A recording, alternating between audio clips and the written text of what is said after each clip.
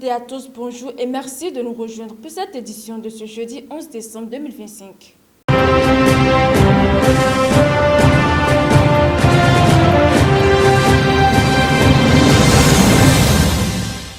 Nous ouvrons ce journal par l'Afrique. En RDC, où vira-t-on exode massif des populations? En République démocratique du Congo, la situation se détériore à grande vitesse dans le sud Kivu.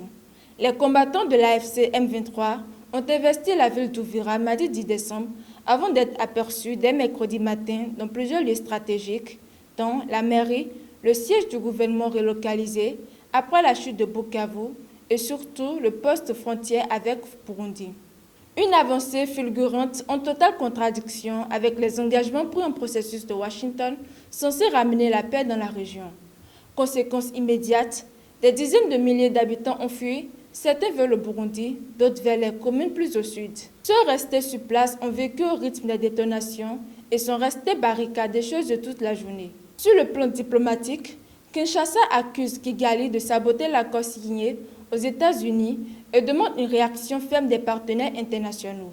Le porte-parole du gouvernement congolais parle d'une situation inacceptable et exige des sanctions contre le Rwanda. En réponse, Kigali renvoie la responsabilité à la RDC et au Burundi, exigeant notamment le retrait des forces burundaises du Sud Kivu, un bras de fer qui laisse présager une escalade régionale. Et pendant que l'Afrique de l'Ouest s'enlise dans une spirale d'affrontements, en Europe et au Moyen-Orient, les efforts humanitaires reprennent timidement. En Cisjordanie, Israël a rouvert mercredi dernier le pont d'Alombi, principal pont de passage vers la Jordanie et unique porte de sortie des Palestiniens ne souhaitant pas passer par Israël. Ce poste frontière était fermé depuis septembre après qu'un chauffeur jordanien transportant de l'aide humanitaire vers Gaza a ouvert le feu, tuant 2 soldats israéliens.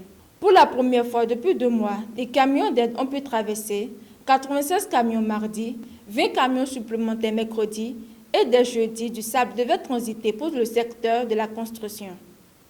Israël précise que tous les convois humanitaires seront désormais escortés et soumis à un contrôle de sécurité approfondi.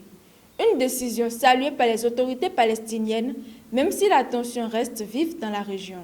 En Amérique, aux États-Unis, Washington saisit un super pétrolier. Aux États-Unis, Donald Trump a confirmé la saisie d'un très grand pétrolier au large de Venezuela. Une opération menée par la FBI et le ministère de la Défense avec des images diffusées montrant des soldats américains descendant d'un hélicoptère sur le pont du navire. Selon la ministre de la Justice, Pam Bondi, le pétrolier transportait du pétrole sanctionné, issu d'un réseau impliquant le Venezuela et l'Iran.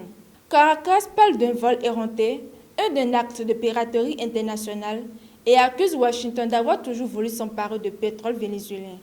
Cette saisie intervient dans un contexte de pression maximale exercée par les États-Unis sur le président Nicolás Maduro, dont Trump affirme que les jours sont comptés. Nous finissons cette édition avec cette actualité en Ukraine. Kiev transmet sa nouvelle proposition de paix. L'Ukraine a transmis à la Maison-Blanche une version modifiée du plan américain visant à mettre fin au conflit. Le document remis à Jared Kushner comprend des propositions d'amendement, notamment sur les questions territoriales et la situation de la centrale nucléaire à Zaporizhzhia. Cette nouvelle version arrive après plusieurs jours de consultation avec les alliés européens. En parallèle, un entretien téléphonique s'est tenu entre Donald Trump, Emmanuel Macron, Keir Starmer et le chancelier allemand Friedrich Merz. Les Européens auraient invité Trump à une réunion en Europe ce week-end, invitation à laquelle Washington n'a pas encore répondu. Enfin, la Chambre des représentants américaine a adopté un texte qui contredit certaines orientations de Donald Trump, notamment en empêchant la réduction des troupes américaines en Europe et en garantissant 400 millions de dollars d'aide militaire annuelle à l'Ukraine. Voilà l'essentiel de l'actualité de ce jeudi 11 décembre 2025 sur Euroco Media TV. Merci de nous avoir suivis.